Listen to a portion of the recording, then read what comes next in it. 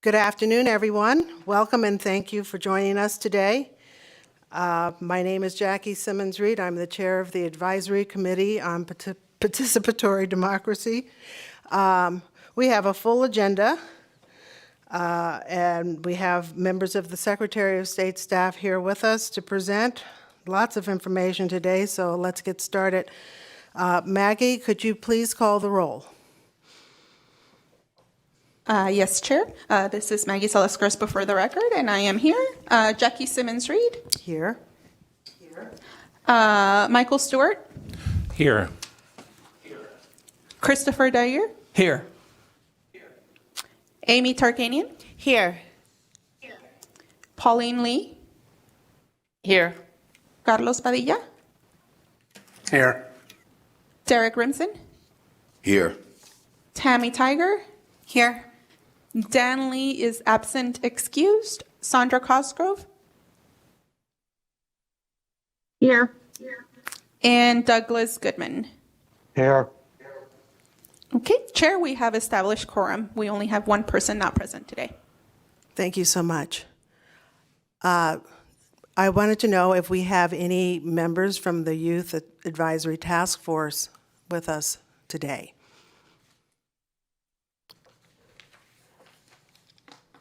This is Maggie Salas-Crespo for the record. We don't have anybody in person in Las Vegas broadcasting. Do we have anybody else joining on Zoom? Well, perhaps we'll find out. No, you do not this time.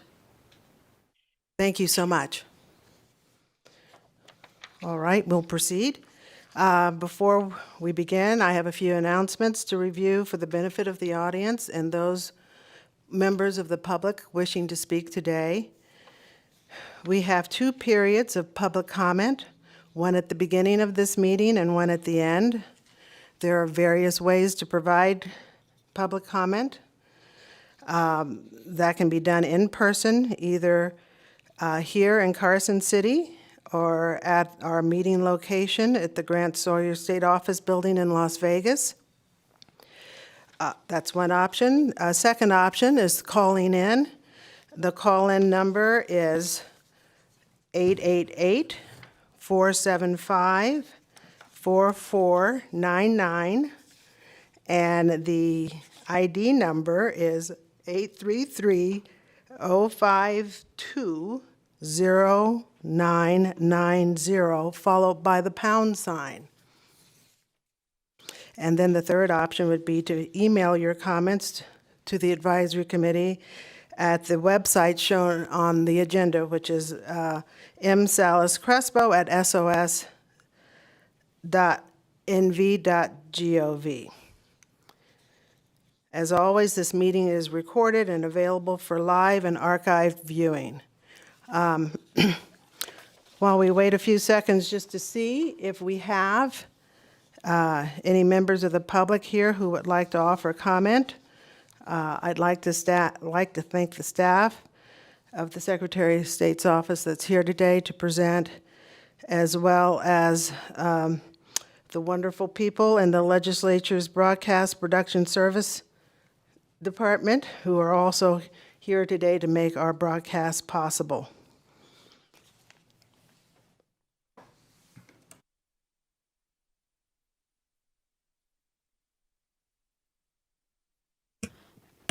Madam Chair, we don't have anybody in person in Las Vegas for public comment period. Okay. Thank you. I had to change mics here. Thank you. And it does not appear as though we have anyone here in Carson City.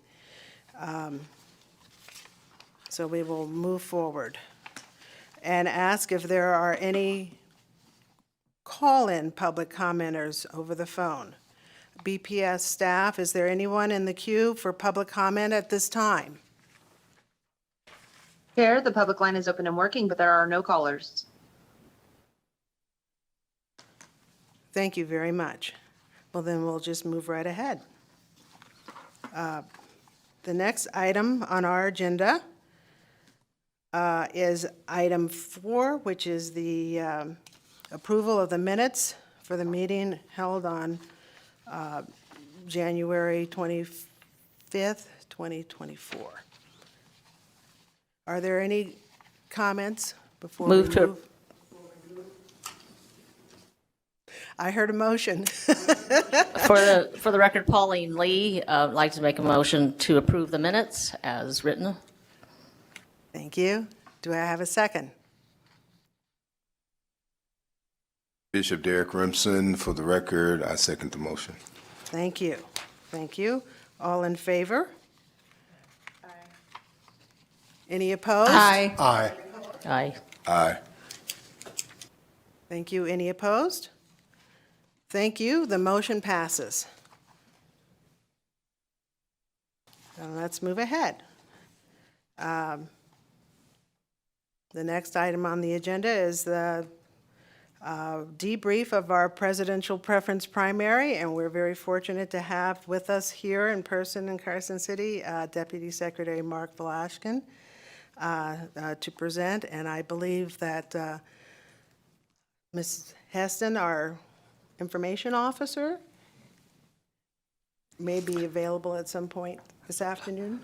Good afternoon. Pitch in.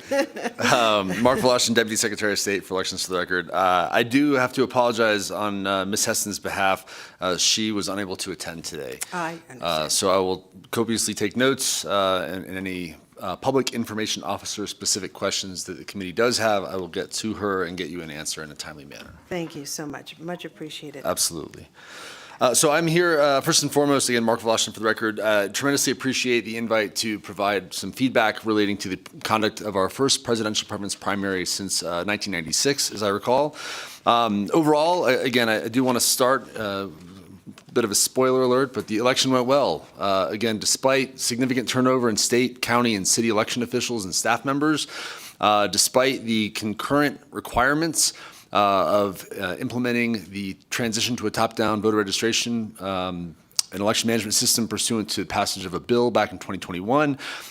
Despite all the other friction points, your county, city, and state election officials performed remarkably to ensure that the voters' voices were heard. And today we're going to spend a little bit of time talking about the lessons learned, with some statistics, but also, again, looking to the future, so not just regurgitating necessarily numbers, but also providing some context for the committee about how we are using this information to prepare even more so for the June and November elections that we're looking forward to here in a few very short months. To start with, again, just a quick reminder, the presidential preference primary on February 6th was a closed primary election only for the two major parties. The requirements in statute are that if there are two or more candidates for the two major parties that file for office, then those two major parties would have a presidential preference primary. You may remember that one of our two major parties also elected to have a caucus that was a separate independent process. And as we talked about at previous meetings, those questions continued to come up as it related to the overall impact to the presidential preference primary. But again, I do want to stress that those were two independent events. Voter turnout, it's interesting when we think about the presidential preference primary as it relates to a closed election. It was not the entire 1.9 million registered voters of our state who were eligible to take part. Of course, they all could change parties to take part if they so desired, but based purely on their registrations. On February 6th, for example, there was only 1.15 million registered voters that belonged to either of the two major parties. So again, not to say that the other roughly 800,000 voters could not have, even on Election Day, changed their party affiliations. Of course, that is possible through the same day registration process. But as of Election Day, that was a key number that we focused on, primarily to assess voter turnout. The turnout statistics, again, for the Democratic Party voters, about 22.5% of the voters that were eligible turned out. So a little over 134,000 of the roughly 600,000 individuals that were affiliated with the Democratic Party. On the Republican voters, slightly lower, about 14.3% turnout, so a little over 80,000 voters of the 562 at the time, roughly 1,000 voters that were eligible. Again, when we talked about voter turnout, when we looked at the implications of that, there were a lot of factors to consider. Again, some folks, despite our best efforts, weren't aware of it. There was a lot of discussion about Super Tuesday and other individuals that were confused about the Nevada-specific process and curious about the timelines. So that certainly helped inform, as I know Ms. Heston would have attested to, some of our outreach and how we tried to provide information to the public specific to the timing of the presidential preference primary. There was questions about whether or not, the presidential preference primary, excuse my continued alliteration. I will battle with that for the rest of the agenda item. The presidential preference primary only had, by statute, 1 week of early voting. So the question was, well, our June and November elections have 2 weeks. Was that an impact, a negative impact potentially to voters? And perhaps, but again, while there were questions, we oriented everybody on the specific dates to make sure that voters were aware of the options that they could choose from. Looking more specifically at the days and method of voting, of the total voters, about 10%, a little bit more than 10% voted on election day, which is fairly consistent looking to the last few election cycles. With early turnout, again, about 11%, and that was a bit of a difference. The voters that decided to use a mail ballot were 78% of the votes cast, either, again, by returning it via mail or hand-delivering it to their county election officials. So that, again, significantly higher than in the last election cycle. But again, the questions became, well, was this because it's, nature of the election, the timing perhaps, in early February, did voters choose to vote that way because it was convenient or something else? So we're still conducting analysis and looking closely at June and November. But suffice to say, again, it does appear that voters are interested in using their mail ballots. And in fact, we continue to get feedback about that. Specifically, now that I have my mail ballot, I would like to do research on candidates and where can we get that other information, which is something that of course, the state, we don't provide. So we direct them towards their political parties typically in that regard. Moving down, again, looking more closely at the total list of candidates for the 2 independent ballots. Again, I think it was an interesting discussion leading up to the presidential preference primary. You may remember that during the previous legislative session, there was a proposal and some discussion about adding a filing fee for the presidential preference primary. Currently, there is none. There was none identified when the bill was passed. There is, in fact, when it comes to running for president in general, a $250, I believe it is, filing fee for independent candidates only. But for a candidate for a major party on the presidential preference primary, again, there was no fee. We were curious as to what that would result in. In talking with some colleagues across the country, there was potential, of course, because there was no filing fee, nor is there, of course, a residency requirement in Nevada that essentially every 35-year-old natural-born American citizen could have conceivably filed for office, and our ballot could have conceivably been somewhere north of 50 pages long for each of the parties. Which would have been, again, understandably both expensive as well as the right to those citizens to file for that office. So again, there were 13 candidates for one party, 7 for the other. Plus none of these candidates, which is required, of course, by state law for statewide offices and the federal offices. Specifically for the President of the United States.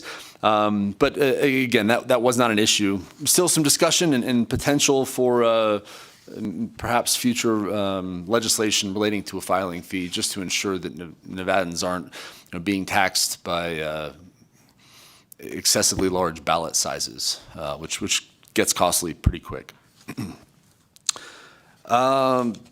In regards to polling locations, again, a much smaller requirement overall, given the overall total, the anticipated turnout, your county election officials established about 50% of what they routinely would during early voting for county or for polling locations based on the demand, and it did in fact meet what was expected requirement-wise.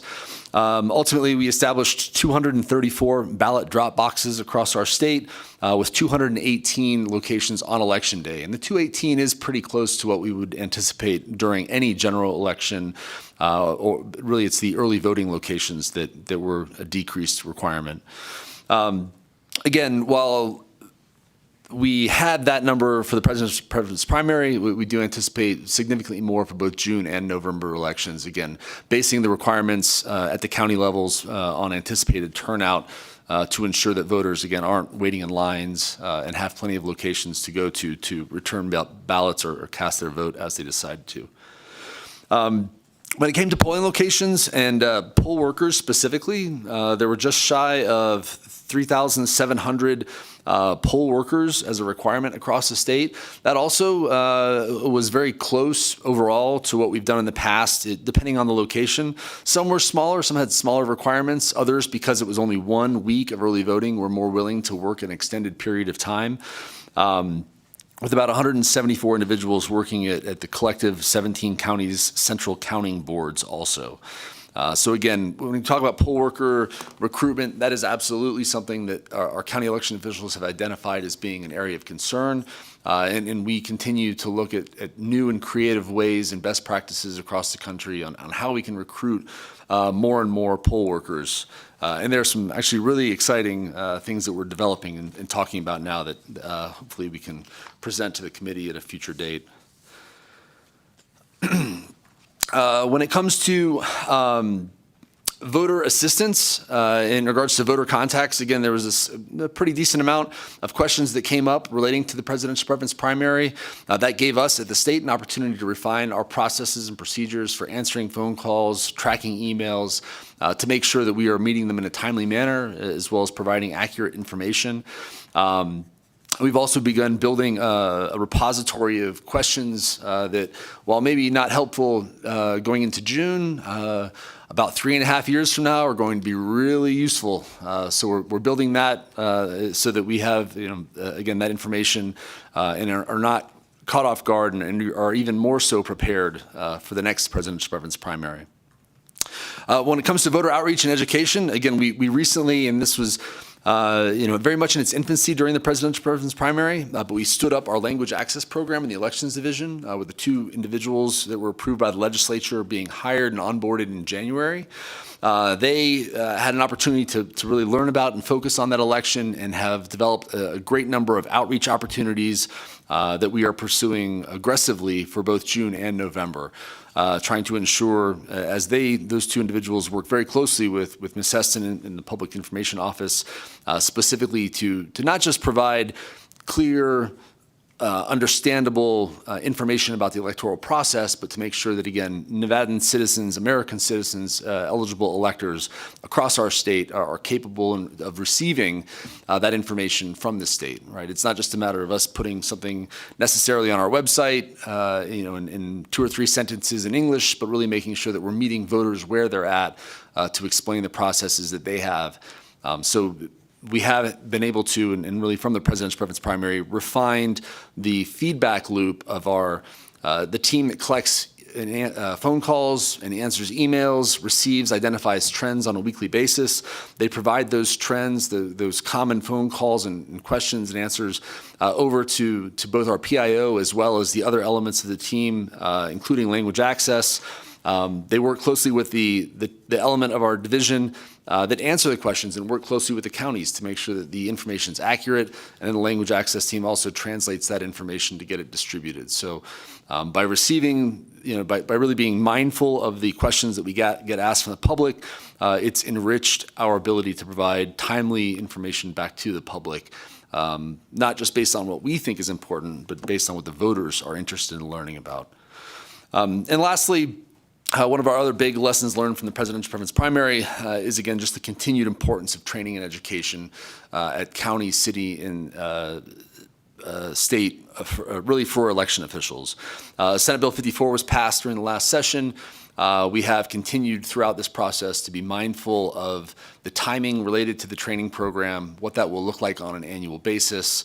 And we've been working, again, pretty aggressively to make sure that the program that we establish as it's going to be conducted in December, again, meets the needs of election officials across our state and is not based on something that we think should just be, here's a list of good topics, but again, is rooted in conduct of a Nevada election to support the needs of the electorate.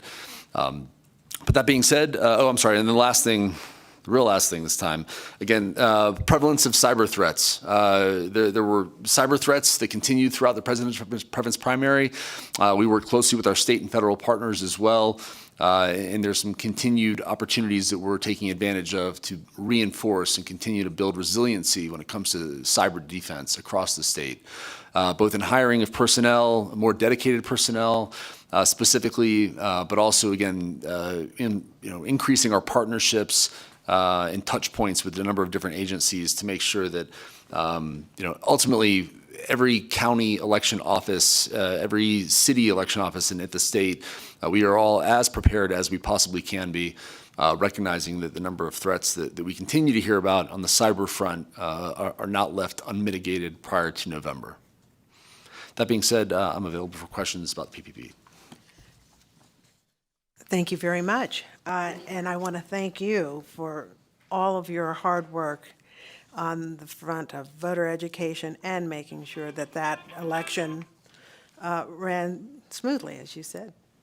So I open the floor to our committee for any questions. Pauline Lee, for the record, I have two questions. One of which pertaining to the filing fee for the PPP. What are other states doing in terms of the filing fee for the PPP? Thank you for the question, Ms. Lee. Mark Voloshin for the record. A good example, I believe, is the state of New Hampshire, who have a very similar process, or a closed primary, presidential preference primary for the two major parties. Their filing fee is $1,000, as I last heard, specifically in part to their words, from what I talked to a colleague of mine, not my own, but to ensure that the individuals involved are serious about it and to reduce the risk of a 50-page ballot. In regards to other states, though, I'm certainly, I can get you more information if you're interested in more of an aggregate or average filing fee, perhaps. Well, this is more of a comment. It seems that if you're going to charge $250 for independent candidates, we should be fair to all candidates, and there should be a filing fee. But there's also a second question that I had, and that is, my query was during the PPP, there was some ballot tracking discrepancies by the Secretary of State in terms of whether people voted and how they voted and whether they voted by mail. Can you talk a little bit about that, Mr. Wolashin? Yes, ma'am. Thank you for the question. Mark Voloshin for the record. So the glitch you're talking about, I do want to be clear. At no point was the county data or voter history ever in jeopardy or corrupted. It was simply, again, essentially a technical error between the county databases and how that information was reflected on the Secretary's website. Again, you're right in that for a voter that pulled up the Secretary of State's website, it appeared that it was reporting that they, in fact, had voted a certain manner that they maybe did not. But again, that was a pure technical error. Something, as you can imagine, again, that when we first found out about it, it became of the utmost importance from the Secretary on down through every election official in our state to make sure we addressed it and fixed it. And to that end, our IT staff, again, wasted no moments in quickly working collaboratively with the afflicted counties to identify that issue to make sure that it was addressed. I will tell you also, in closing, that this glitch it is really a result of the legacy systems that we have. I mentioned that we are transitioning to a top-down voter registration system. That system, when fully implemented across all 17 of our counties, will eliminate the sort of technical errors that can come from 17 counties on independent databases that send a once-a-day file to the Secretary of State's office that then has to essentially aggregate data from different filing systems to produce the lowest common denominator of information that is presented to a voter currently.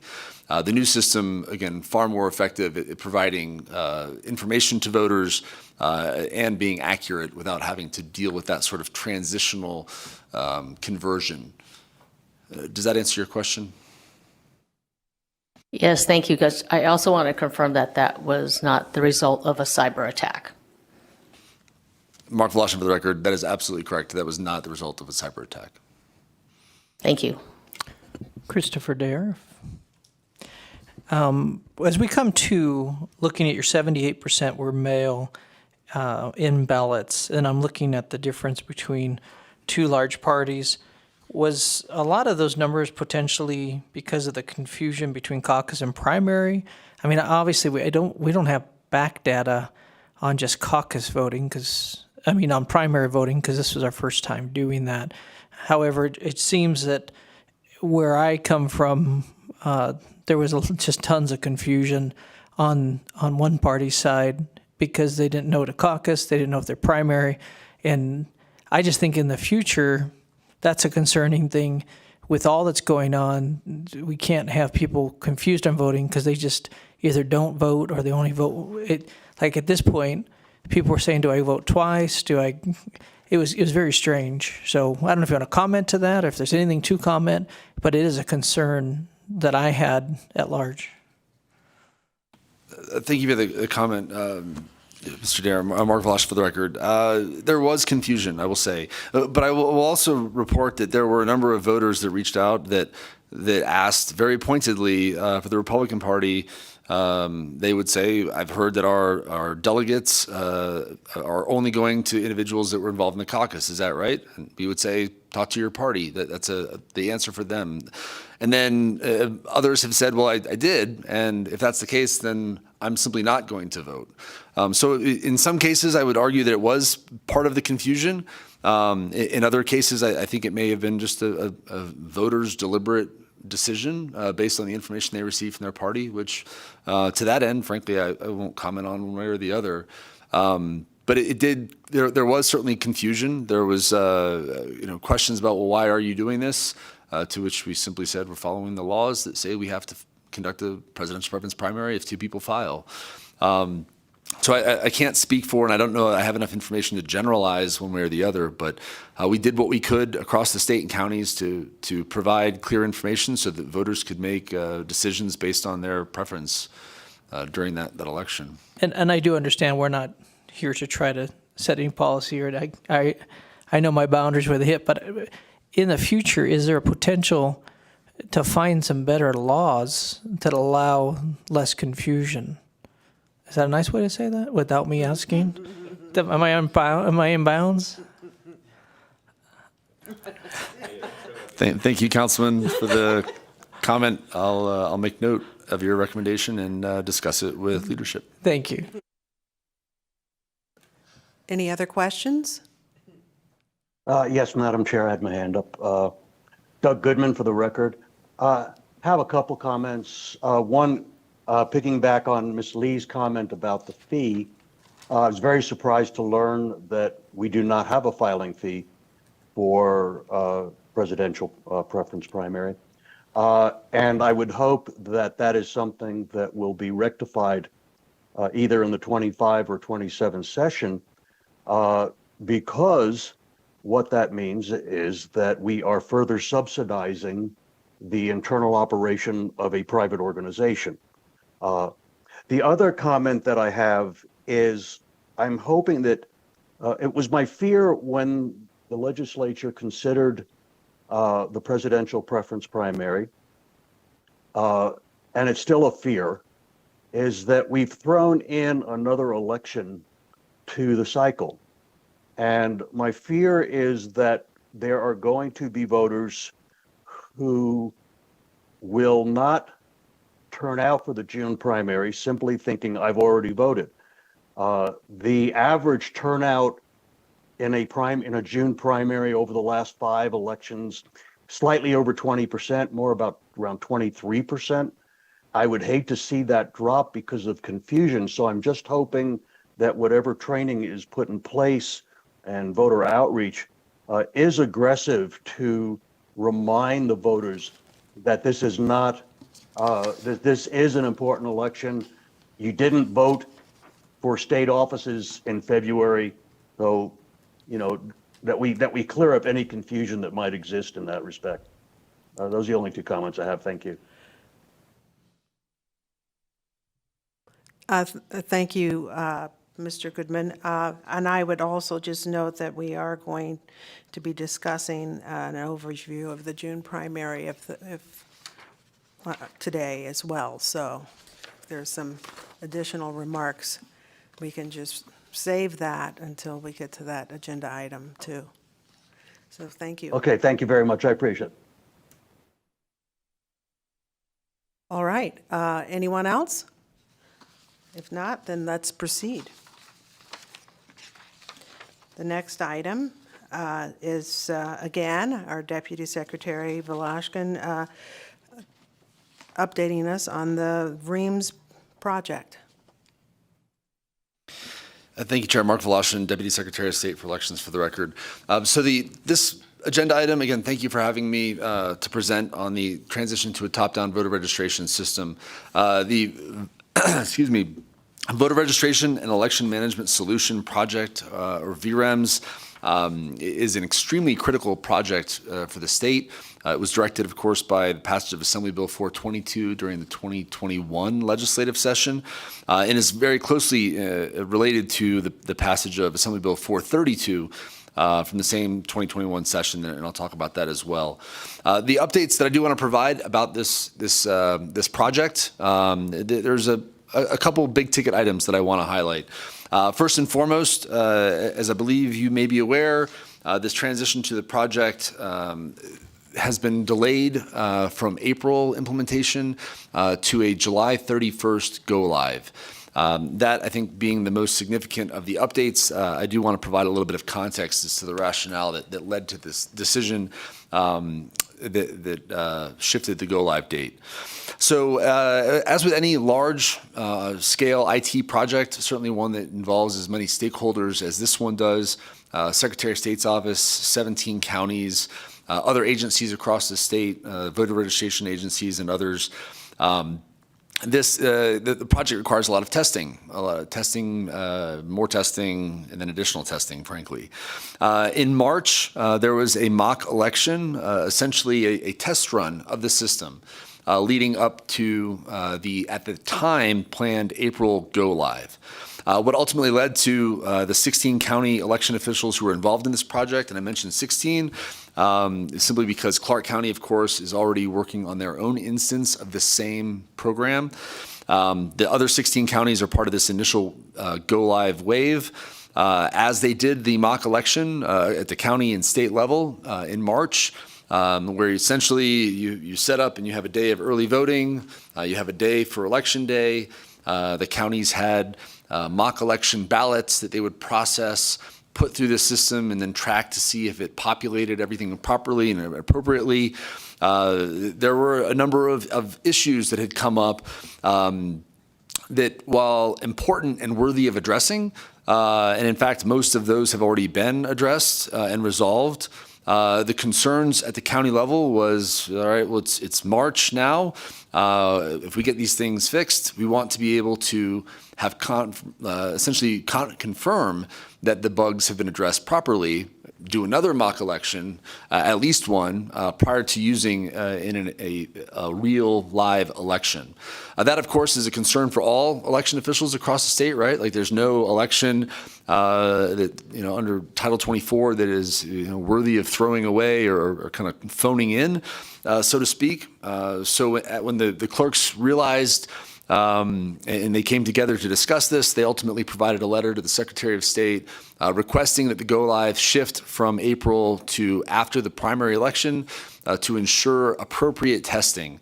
I do want to clarify also, and I'm not speaking for our 16 county election officials that were involved in that discussion, but when you look at the nature of the letter that was sent, letters, because there were really two, they do talk about the technical elements. And I think, as I recall, they all call out how great the new system is. And it truly is a remarkable step in the right direction for elections officials and voters alike.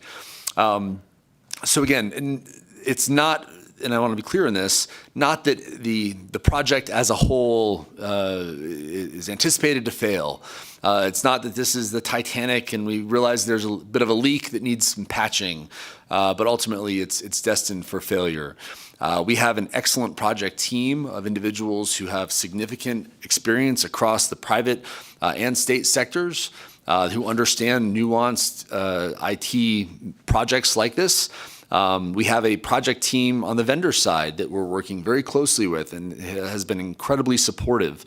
And finally, we have, not only executive sponsorship and an understanding from the secretary down through our county election officials of the importance of this project, but we also have a number of personnel across the state who are dedicating time and resources to being able to test and then retest all of the issues that were identified to make sure that when the system goes live, it is done so in a frankly responsible manner.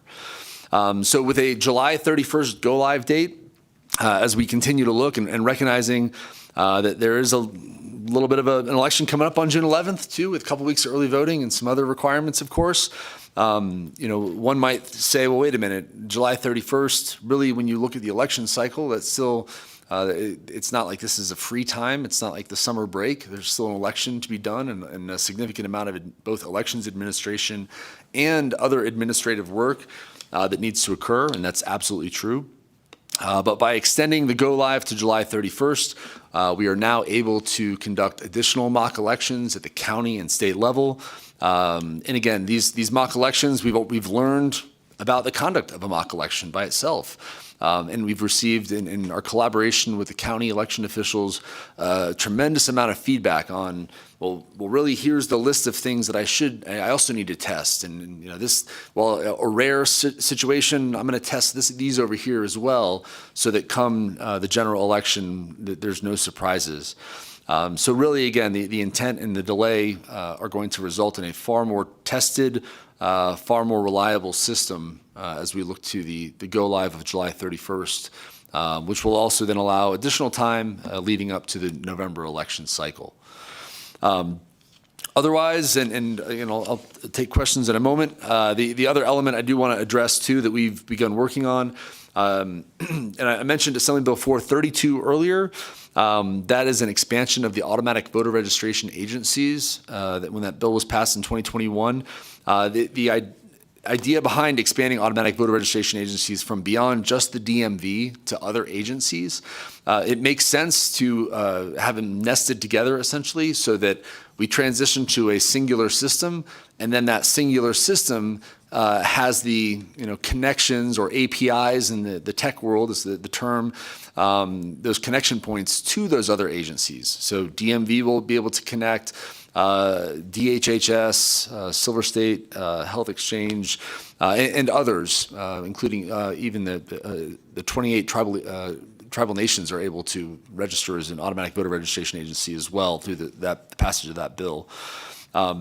So we've begun work on that part of the project also, with the idea being that by January 1st, which is the required go live for that, for Assembly Bill 432, by January 1st of 2025, that will be in place so that we will have transitioned to the new system, again, which is called Total Vote by a company called No Inc. They've got a website, it's knowink.com. And you can see the demos of their products. But we will have Total Vote in place, as well as, again, for the general election, you will see the poll pad check-in kiosks across all 17 counties. And then by January 1st, we will have those connections so that the automatic voter registration feeds will continue as well, with an understanding that they will continue in their as-is state up to the go-live for the new system as well.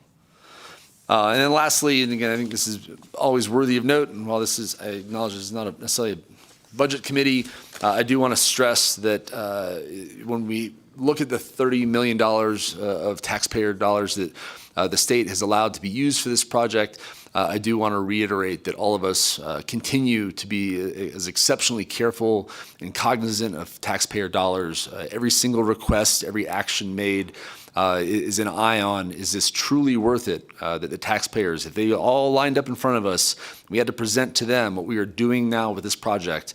Would it make sense? Would it be, again, agreeable, and so that we're not being frivolous in any way, shape, or form? The project, well, again, budgeted for $30 million. We are currently at $21 million appropriated, with an eye to, again, expanding to the, or increasing the project team to account for the AVR expansion. But pending questions, well, I'm here pending questions. Thank you very much. This is Chair Simmons. For the record, I just have one question. Could you just enlighten us of the scale of the kind of the mock election? Just to, I know we have counties of varying sizes, and how does that really work? Excellent question, Chair. Mark Voloshin for the record. So, and again, this is something that we at the state didn't have a lot of experience with either until fairly recently. So a mock election, when you look at the scope, and based on, there's a couple different ways that we're going to do it. The counties across the 16, and you're absolutely right, the largest being Washoe with about 310,000 registered voters, and the smallest, Esmeralda, at 625 registered voters, all have the same requirements when it comes to the statutory elements that guide how our elections are conducted. A mock election seeks to duplicate as many of those sorts of processes as possible. Something from as basic as, can you register a voter during an early voting period? Can the system update a voter registration on an election day to reflect a change in party affiliation? Can a military or overseas voter who has cast a ballot through ease, can that also be tracked? All the way through to when a ballot is processed, a mail ballot received, and the ballot envelope is scanned, and that ballot is affiliated with a registered voter, does that voter get flagged in your system so that if they then, again, maybe for whatever reason, ran down the street to try to vote in person, will it prevent that as well? So all the different elements of the really behind-the-scenes elections administration that are done day in, day out during early voting, even leading up to early voting, right, when mail ballots come in, through early voting and on election day, all the way through to even the reports at the state level, right? The state does not register voters. Secretary Aguilar does not have the ability, like we are not legally allowed to register voters at the Secretary of State's office. That's a county function. But we are required to provide reports, a number of reports through both regulation and statute. At the end of an election day, and even multiple times during election day in an early voting period, does the system provide the information that we need by statute or regulation to provide to the public or to the secretary, as the case may be? So all these different elements of an election are essentially crammed into a roughly 48-hour period. A day for early voting, a day for an election day, and then really some after time as well to focus on the post-election reporting requirements. We've done that once, learned considerable amounts of information about things that could be adjusted, procedures to be checked. We will do it multiple times before the go-live date. And then really, frankly, looking to the future, and probably even more after go-live. It becomes essentially a great training opportunity, we realize as well, so that a staff member who gets hired after July 31st in any of our counties would still benefit from going through this sort of process. Again, going to my previous comment, far better to do it during a mock election than to, on election day, try to explain to somebody with all the hustle and bustle that's going on about how they are to do their jobs. So we are considering and looking closely at not only throughout 2024, but also in 2025 in preparation for the 2026 election cycle, scheduling mock elections to make sure that those training opportunities continue to exist. Thank you. That's a very impressive undertaking. Any other questions? Yes, Madam Chair, this is Doug Goodman again for the record. Deputy Secretary Voloshin mentioned a link to the vendor website who is developing the new automatic voter registration process. Could that link be provided to the committee members so we can actually go in and take a look? The other question I have, Deputy Secretary, is you mentioned Clark County did not participate in the mock elections if they're doing their own work. Could you maybe expand on what Clark County is actually doing to ensure that the work is coordinated with the vendor who is doing the other 16 counties, and how we're ensuring that they will be ready at the same time? Thank you for the question, Mr. Goodman. Mark Voloshin for the record. Certainly, and I apologize. You're right that it's absolutely worthy of clarification. So the company No Inc. Produces an application called Total Vote. The system that we're going to is called Total Vote. Clark County began their transition to Total Vote a few years back, which again, when you think about the scope of the county, 1.3 million voters, approximately 150 polling locations on election day, 916 precincts, I believe it is. Considerable amount of legwork that Clark County and Registrar Portillo's staff is required to do. They have been working on that. And again, while I mentioned, you're right, that they did not take part in our mock elections, rest assured, they have had, at last count, I think somewhere between 4 and 8 mock elections of their own, of varying scope as well, to ensure that they too work through the process and validate everything prior to their go live. And I will say also that the project teams, both for Clark County as well as at the state and overseeing the other 16 counties, we work very closely together. While this is an incredible opportunity with ultimately all 17 counties going onto the same system, and the long-term goal being that we all converge onto the same instance, the path between now and there will not happen just because we hope it will. So there's some extensive project management that is going on, and again, close collaboration between the two project teams to ensure everything from compliance with state and federal laws, regulatory requirements, and even interface discussions to make sure that we're on the same page, and that it's not two diverging instances of the same solution. Does that answer your question? Yes, it does. Thank you very much. Appreciate it.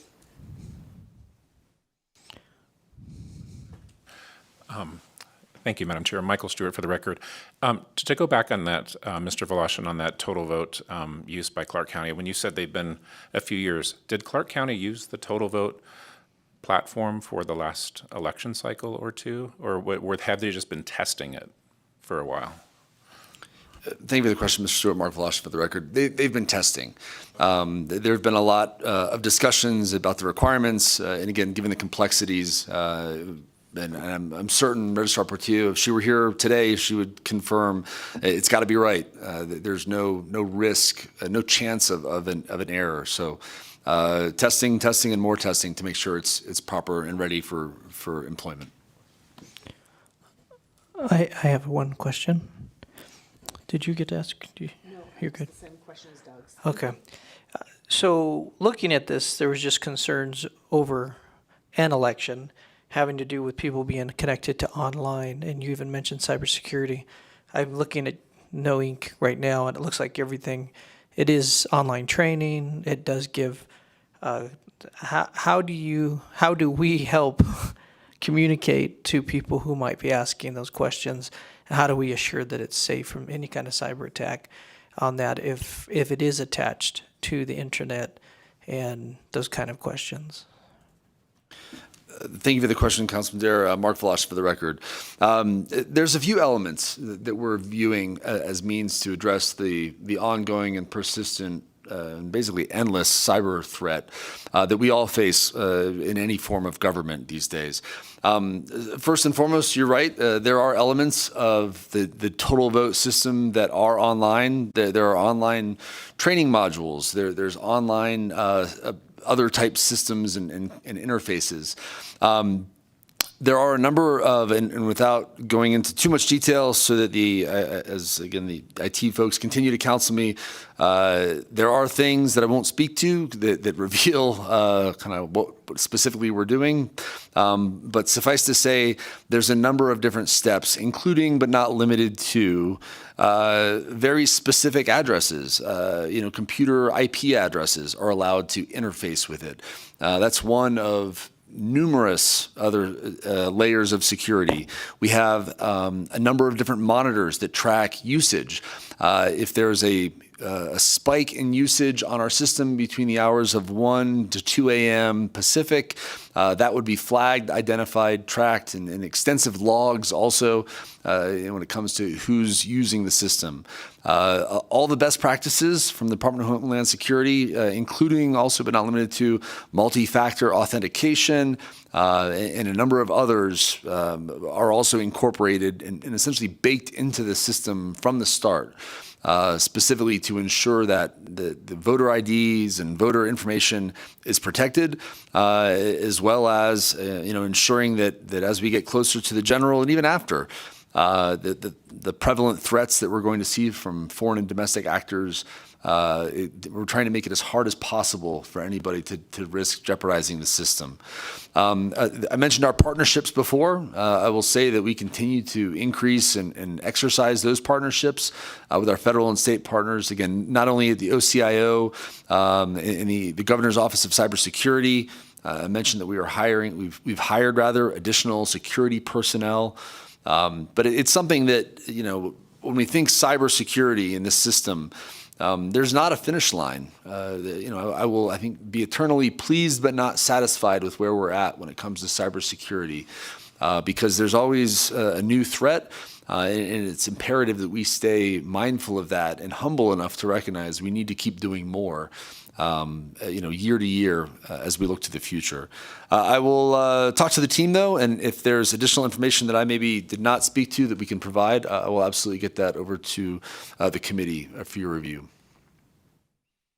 I have a question. This is Amy Tarkanian. When the transition takes place, will we still be using the same voting machines so those with wild imaginations can still see a print off of their actual vote that they have input? Thank you for the question, Mrs. Tarkanian and Mark Velasquez, for the record. Yes, I will let you know that there are 4 counties who've actually transitioned from the Dominion machines that had the voter verifiable paper audit trail over to a ballot marking device. But yes, the short answer to your question, simply to prove that I can make short answers, is the voting systems will remain largely the same through this election cycle.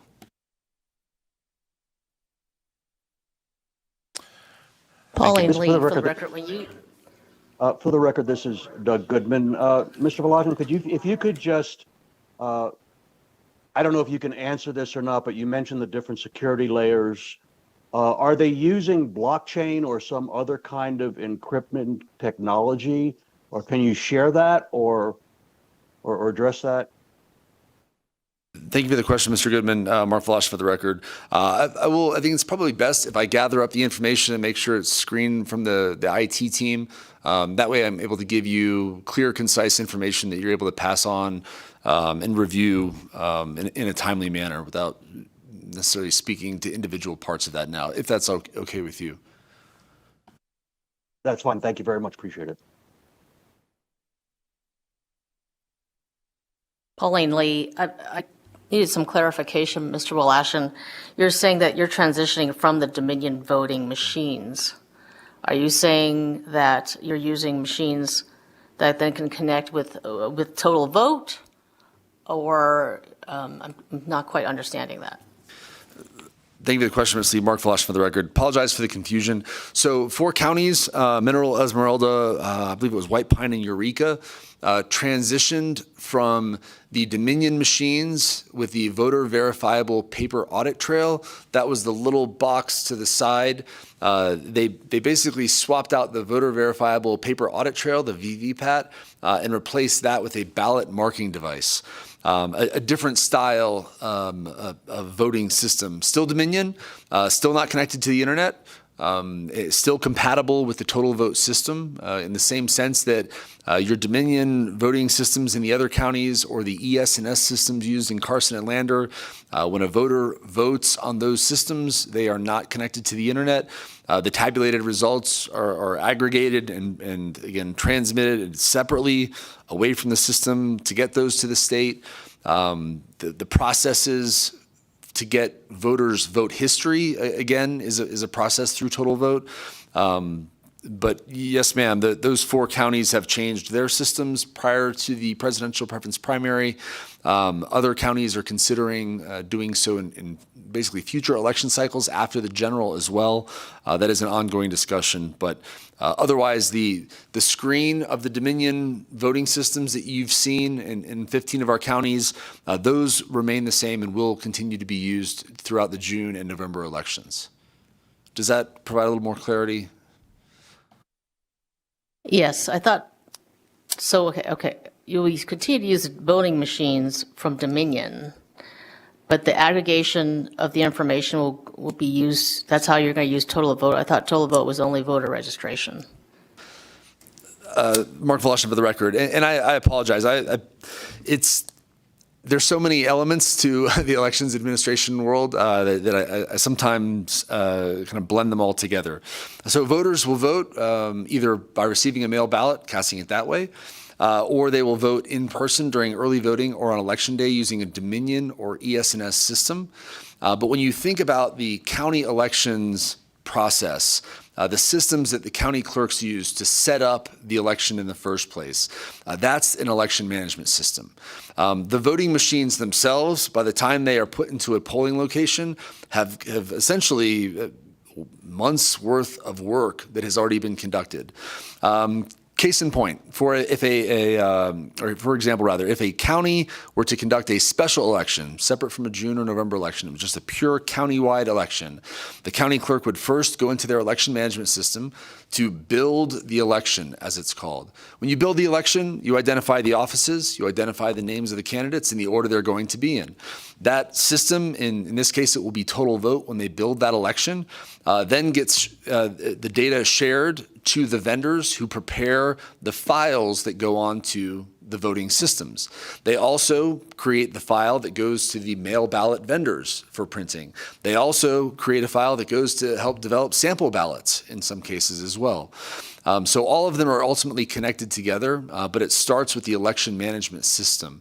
That election management system also has a voter registration component in that it's not just that you're identifying the election, again, going back to the county-specific example, but if it were only maybe certain precincts, maybe it was one commission district, perhaps, that election management system, the clerk would be able to flag it's only for voters in District 1 who will receive this ballot. By identifying that in the election management system, it also provides a list of those voters that are registered in that district, so that will also be a key component when it goes over to the mail ballot vendors to send out those mail ballots.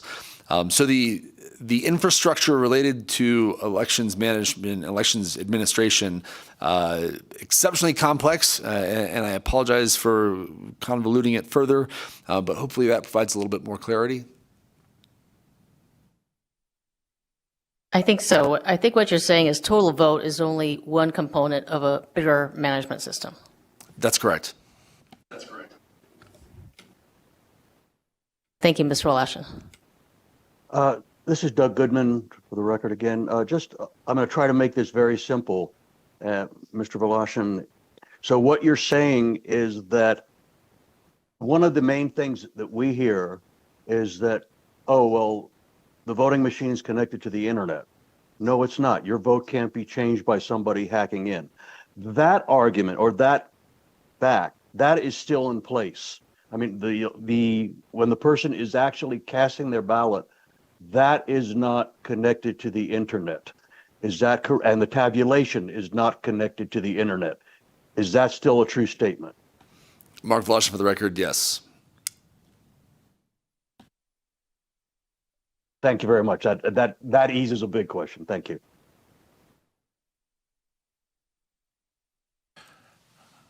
Thank you, Madam Chair. Follow-up question. For the record, Michael Stewart. A couple things. Obviously, when when the election cycle's all done, policymakers and others were going to ask you about reporting and how everything went and that sort of thing.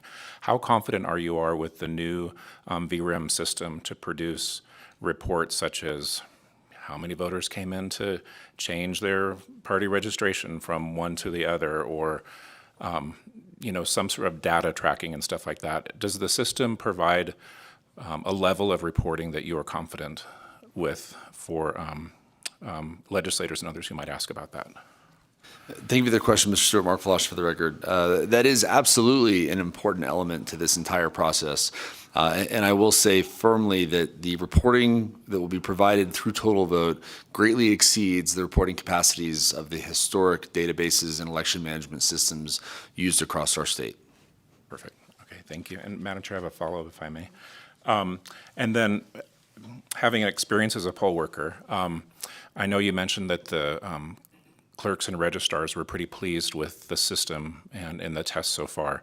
Are they confident, too, that the poll worker experience will be the same or easier, let me put it that way, than it is right now for, let's say, doing same-day voter registration, voter intake, and that sort of thing? Excellent question, Mr. Stewart. Mark Vlosh for the record. First, I will say I'm frankly a little surprised that you weren't included in that because we have reached out to a number of poll workers from across the state, and perhaps you're busy. I know that you have a lot on your plate, but that's very much an important element of this process. The check-in kiosks that you will see in November that are already in use in Clark County, it's called a poll pad. And the poll pads, again, we've been working both with the vendor as well as folks that have a lot of experience at the poll worker level to make sure that the process, the workflows, so to speak, of course, aligned with statute and regulation, but also are more intuitive. We've talked to our securities division about the conduct of their investigations into attempts to vote twice. And this was also, again, perhaps a lesser known, but we've started by saying, well, what information do you need to increase the odds of a successful prosecution? We took that feedback and incorporated it into this process as well to enhance and reduce some of the possible risk from even a criminal investigation standpoint. So yes, the poll worker experience, again, the goal is to make it more intuitive. We have also, as we've gone through this process and worked with the vendors and poll workers and the county election officials, we've also incorporated technical writers specifically to chart out quick references so that I believe in Washoe you may have seen the poll worker handbook that they have. We've used some best practices from across our state, and the idea of having quick, easy to read, one-page checklists about different processes, but also maybe a 3 to 5 page, a little bit more in-depth summary for training. We are building all of those as we continue to refine this process with an eye to the future, and again, going back to the importance of training. Thank you. Bishop Derek Remsen for the record. With the exception of the confusion of the 3 elections, I guess my question would be, is there a report that has been generated to give a insight on any complaints or anything from the PPP election with all of the things that are in place to protect the election? Thank you for the question, Mark Voloshin, for the record. So in regards to the reporting requirements, even fairly recently, Secretary Aguilar put out a report relating to and really describing the status of our investigations currently into attempts to vote twice and other elections fraud. Beyond that, internally, we discuss a lot of the questions and concerns that came up and how we can best mitigate those looking to the future. Again, there's a subcommittee, of course, that you will hear about momentarily, the Youth Advisory Task Force. We've had discussions about working with them closely also to try to get word out, as with this committee too, to try to reassure and again address voters' concerns where they're at. And the bottom line ultimately is that if a voter has a concern, if we hear about it, we bring it to Secretary Aguilar. He is concerned about the integrity of our election, meaning that he wants it to be secure. He knows it to be secure, but he also wants to make sure that people that have concerns have their voices and concerns heard. And if we are addressing something, then we should be able to provide that answer to them to build their confidence. And if we don't, frankly, again, if somebody identifies an issue that isn't being addressed, and I will say it hasn't happened yet, but if it did come up, then we will absolutely turn to and address it. But outside of those internal reports and the external ones, we do not have anything specifically that captures all of the questions and concerns that have come up, though. Does that answer your question? Yes, thank you. Okay. Thank you, Madam Chair. I'm sorry, I do have one more question. So you mentioned the ballot marking devices. Just for my understanding, so in a situation like that, is that where a voter would actually see in front of them like a Dominion machine, the touchscreen machine, but in place of the VVPAT, is it basically like, let's say, a printer that is next to the machine itself that then prints out a ballot, the voter's choices on a hard copy ballot, so the voter can actually see on a piece of paper what they recorded, as opposed to being it on the VPAT tape? Is that essentially what it is? Thank you for the question, Mr. Stewart. And yes, absolutely. A ballot marking device, again, and I apologize for not going into the detail, is exactly as you described it. It is a printer. It will print out a ballot. That process already exists in Carson and Lander counties, where they use an ES&S. That's the name of the company, ballot marking device. And yes, that is the process. Slightly different from the VVPAT, but ultimately the same ballot otherwise that they would have seen. Thank you. I just wanted to put that on a clarification so people understand that they are still seeing their vote, and that they actually have a physical copy of what they recorded into the Dominion machine electronically. And we're also, one last quick comment, is addressing the training element, not just for the election workers, but also for voters. If you are given your ballot from a ballot marking device, understanding that if it's 2 pages, one is not the receipt for you to put in your pocket. It may be a 2-page ballot that you put both of those into the tabulator before leaving the building, training staff to look for that. So it's a change and therefore worthy of addressing, but that absolutely and essentially as you described it. Thank you very much for that presentation. Let's proceed on to the next agenda item, number 7, the June primary overview. And we have Deputy Secretary Velasquez again presenting. Thank you, Madam Chair. Mark Velasquez for the record. So I will be slightly more brief in my discussion of the upcoming June primary in our preparations, if only because, again, I'd like to hear your questions. I have, by this point, identified a number of outreach and training opportunities that we're looking at.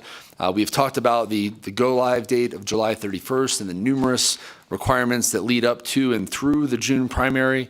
I think when we discuss the June primary, it's worthy to highlight that the election has already started. We are in the leading up to the 45th day before the election, which is by federal law and state law a requirement to have sent out military and overseas ballots. So from an overview of the June primary, it has begun in a very real and literal sense. On Monday, our EASE, the effective absentee system for elections, went live. And would anybody like to guess how many people have voted so far in our state? 7 individuals, including the latest one before I came over here today, who voted at about 11:35 today. Our breakdown of voters thus far in the presidential preference primary, 2 voted yesterday, 5 today, 3 in Clark County, 3 in Washoe, and 1 in Lyon County.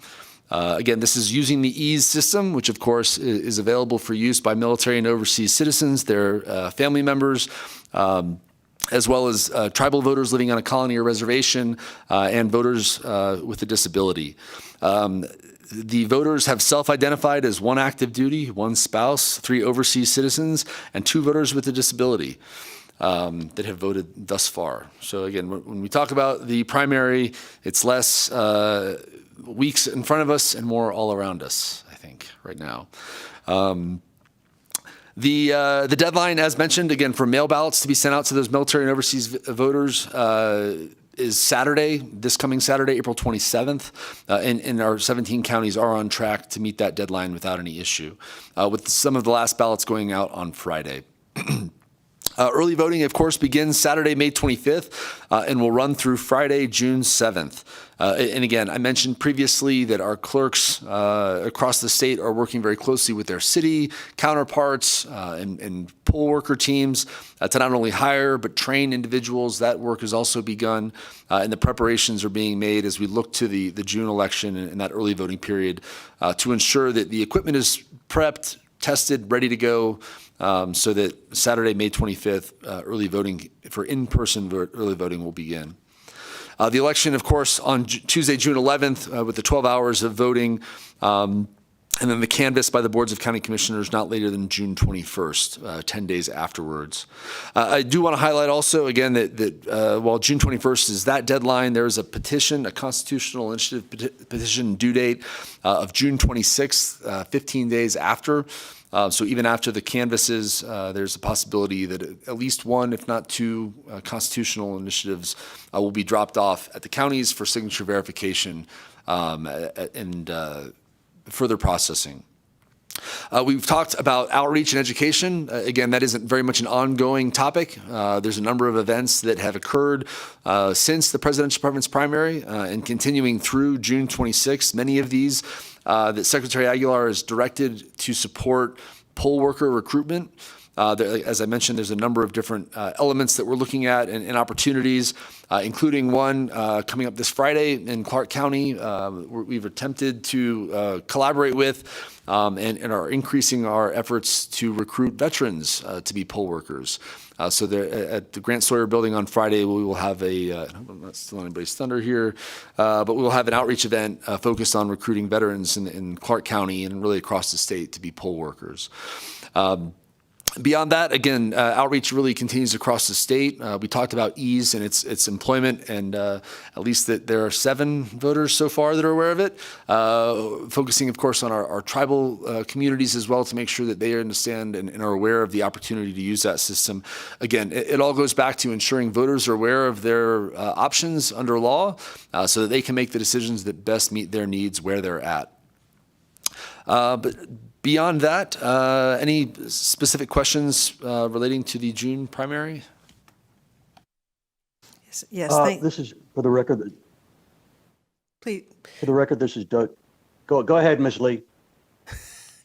Doug.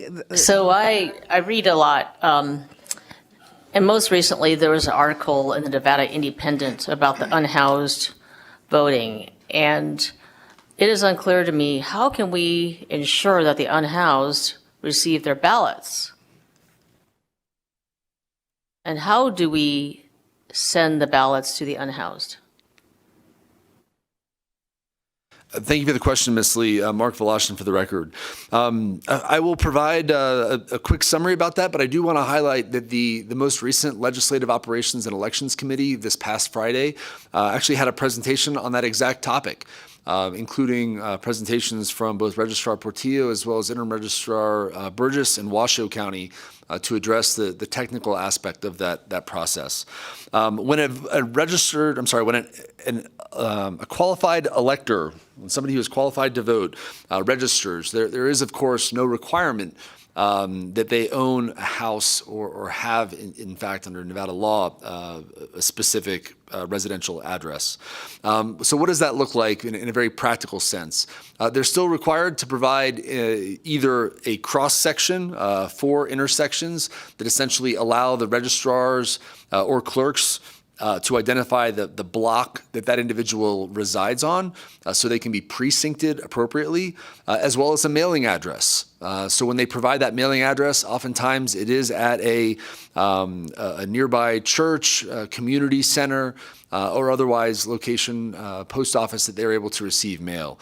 If they don't, the counties, as I recall, will identify the nearest post office, and that is where the location that that mail ballot will be sent. That is an important question, though, and I appreciate you bringing it up because while there is, again, the goal is to make sure that every qualified elector who is registered to vote, every active registered voter, more specifically, gets their mail ballot. That is a challenge for the roughly 7,500 individuals across our state who are unhoused on any given day. So again, it really goes to the four corners of the precinct block, as well as a nearby mailing address to ensure that ballot is delivered. Does that answer your question? But it seems to me, at least when I read the article, that when you talk about, okay, someone is residing in an area and you have the four corners where they typically can be found, there is still no process by which, say, if it goes to a certain mailing address, that person will actually get their mail ballot, right? Because you have to ensure that person will actually go to the mail ballot, to that address and pick up their mail ballot. So, I mean, is there a process by which you ensure that they know to pick up their mail ballot at a particular address or post office? Thank you for the question, Ms. Lee. Mark Valash for the record. I think an element of that is that the mail ballot is not the first or only communication that the county election official would have with the voter. There would be a sample ballot that goes out. There would be other postcard type notifications to notify the voter of the time periods. We at the state, and again, as Ms. Heston likely would testify, really push to make sure that every county's the day that the mail ballots will hit the system, the mail stream, is made clear and easily identifiable, so that voters, essentially have an opportunity to, a reminder of when to look in their mailboxes, or in this case, go by the post office to pick up their mail. So there are, I know, other efforts, but it's not a perfect science. And it's certainly something that we I think need continued collaboration with others to ensure that we're getting the word out as much as possible. Well, the registrar of voters typically sends out a postcard confirming registration. And then if it does not get to that person or it is not returned, is typically the registrar of voter assumes that that person is correctly registered, correct? So has there been any effect to make sure that the unhoused receive their postcards? Thank you for the questions, Ms. Lee. Mark Velasquez for the record. So there are. I will also identify that while there are list maintenance processes like you described, federal law prohibits those sorts of uniform list maintenance activities less than 90 days before an election with a federal candidate on the ballot. We also have state laws that require when a postcard notice is sent to a voter that the voter is allowed 33 days to respond to it before they can be canceled or rather inactivated. So the overlap of those two requirements, the restrictions and constraints essentially, have meant that there's been less list maintenance between the presidential preference primary and the June primary. We are, though, I will tell you, planning a significant list maintenance activity following the June primary. From the president's preference primary through every piece of official election mail that gets sent out, any one of those that gets returned to a county election official identified as being undeliverable gets flagged, and those individuals, that list of undeliverable mail gets put on a list so that following the June primary, when federal law allows it, then we can execute the state process to send out those notices to specifically conduct list maintenance. But in regards to, again, unhoused voters individually, the same effort is made to ensure that they are aware of the voting timelines and requirements and receive their postcards, as do every other voter across our state. Thank you. Doug Goodman for the record. Mr. Valachian, just a question. First of all, I'm thrilled to hear that you're doing an outreach to recruit veterans as poll workers. Could you give us an update on the Secretary's and the Attorney General's concept to recruit attorneys as poll workers for continuing education credit? And also, I remember that when they announced that program that I believe they inferred that these attorneys would also serve as conflict resolvers or question answerers, which is not a poll worker's duty. Could you give us an update on that program? Thank you for the question, Mr. Goodman. Mark Voloshin for the record. So the initiative that you're referring to from Secretary Aguilar working with the Office of the Attorney General, I do want to clarify, and I do have to say up front, I will likely have to get a more detailed update provided back to you after this committee meeting is over. But the effort to get lawyers a process where they could receive the continued legal education, the CLE credits, as part of a poll worker effort, I believe is still in the works. I do not believe that it's been solidified or finalized just yet. But I will get an update to you through the committee as soon as possible. Thank you very much. This is Jackie Simmons, for the record. I wanted to follow up on Ms. Lee's question about postcards. Is that really, are we talking about postcards that possibly would be going out this cycle? Because I recall that Ms. Huston reported back in January that the ones that went out to all registered voters at the beginning of the year that was probably, as far as communications directly with voters, that was planned to be just about all that could be done given the budget constraints that you face. Thank you for the question, Chair. Mark Volosh for the record. At the state level, yes, you're absolutely correct that was the one postcard that we've sent out so far, or that we will send out prior to the June primary. I believe, though, that the counties, again, have a wider level of discretion when it comes to, and in some cases, different resources. Okay. So I remember hearing, and I don't want to quote one specific county or the other, but there were discussions about sending additional postcard notices. But as we mentioned also, right, sample ballots are going out this week and next too.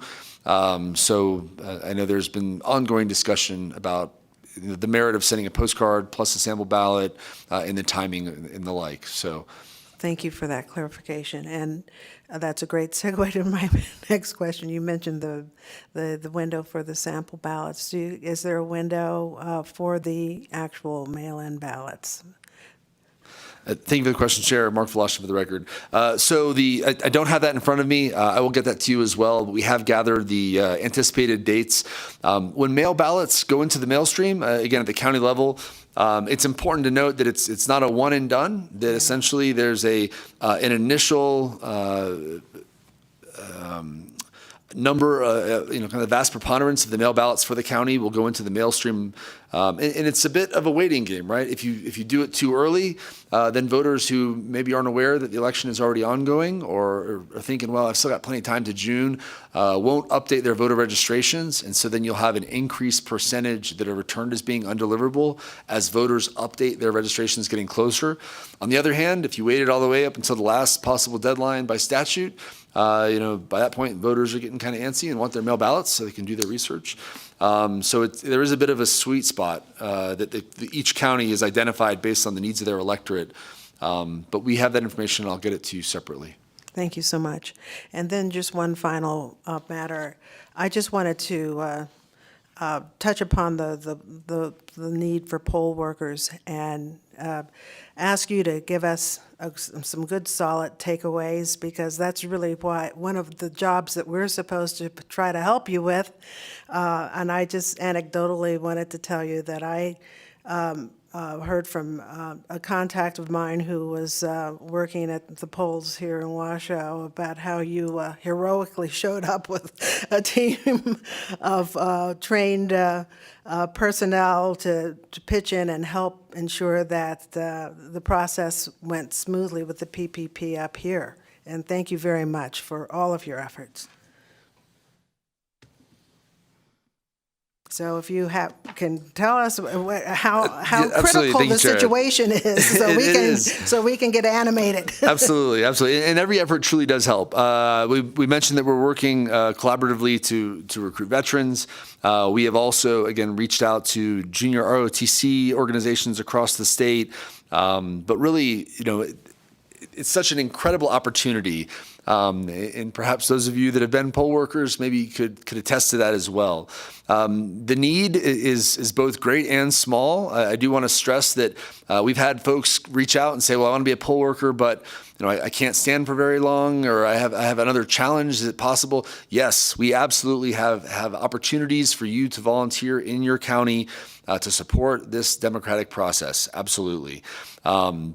The more, the saying is, many hands make light work, and that's very much the case. The more people that get involved and are able to raise their hands and volunteer for this process, the less likely it is that you will be needed to do an 18 to 24-hour shift, right? Like that 24-hour shift doesn't exist, of course.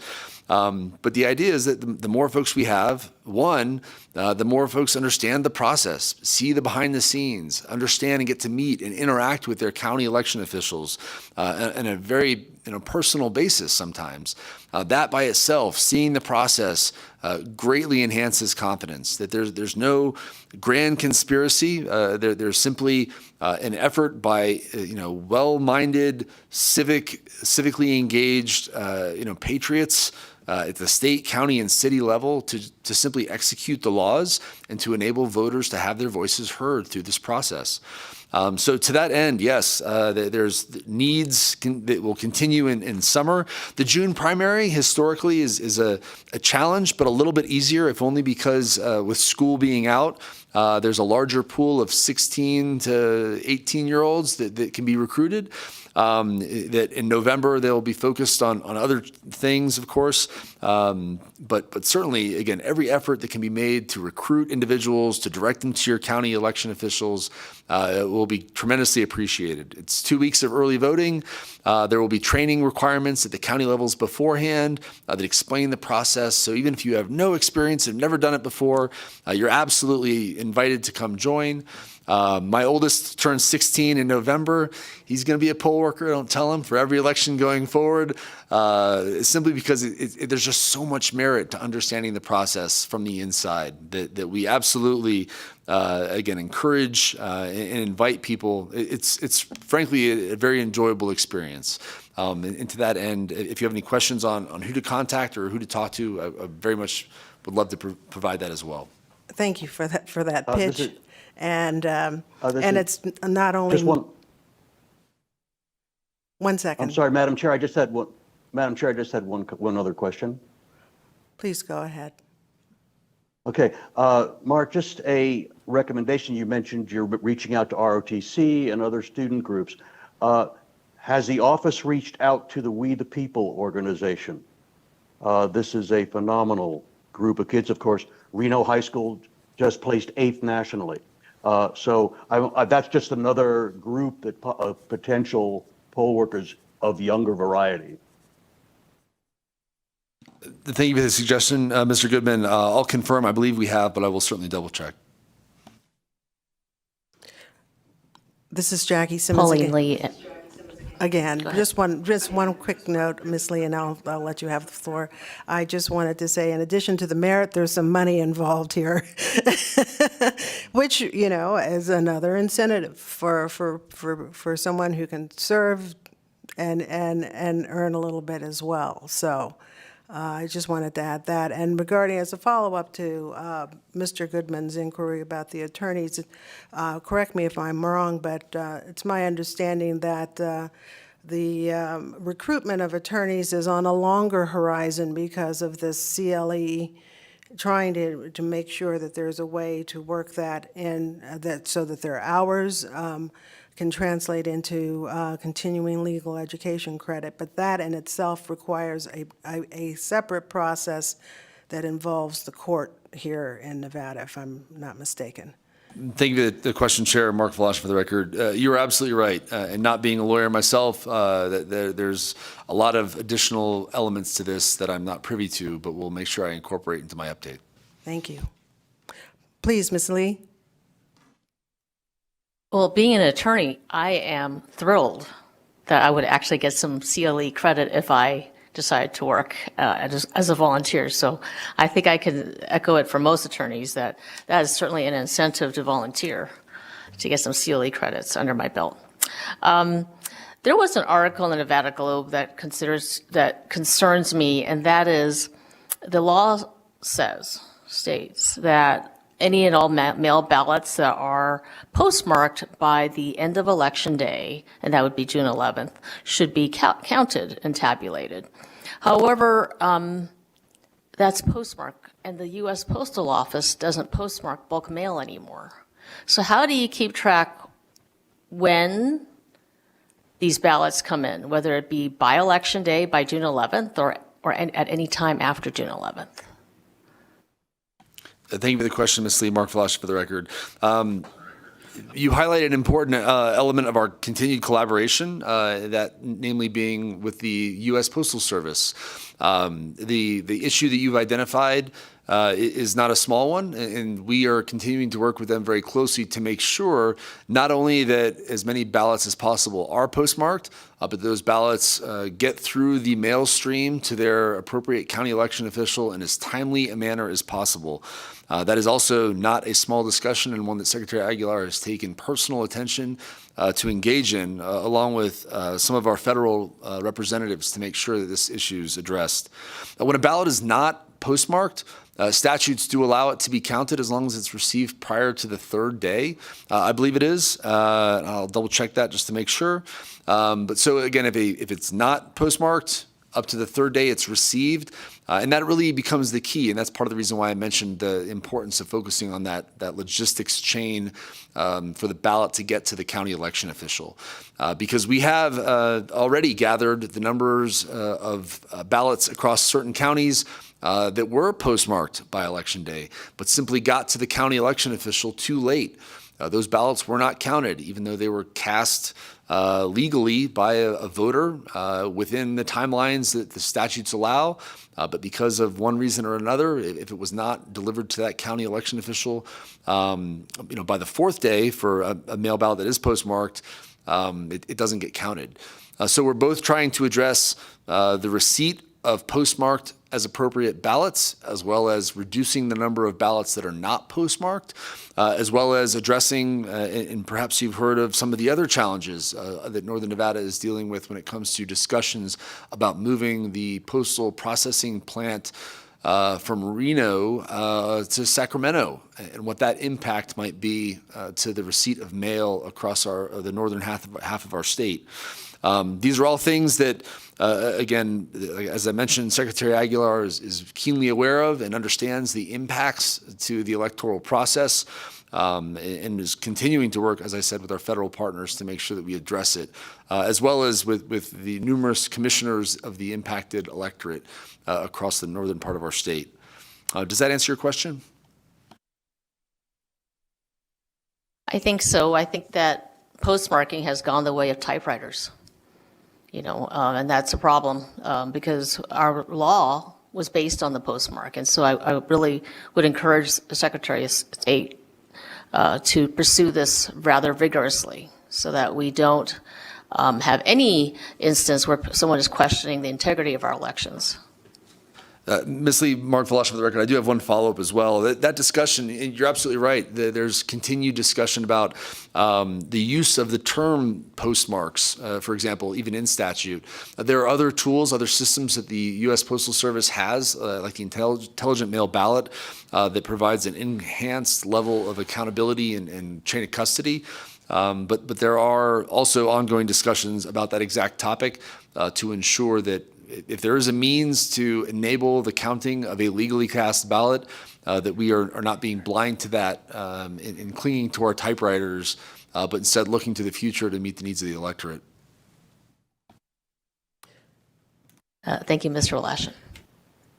Thank you for that clarification as well. And I just wanted to just ask you one more question about that in connection with you mentioned this proposal by the UPS USPS to shift the mail up here in northern Nevada. That is not anything that's going to happen during these two upcoming election cycles.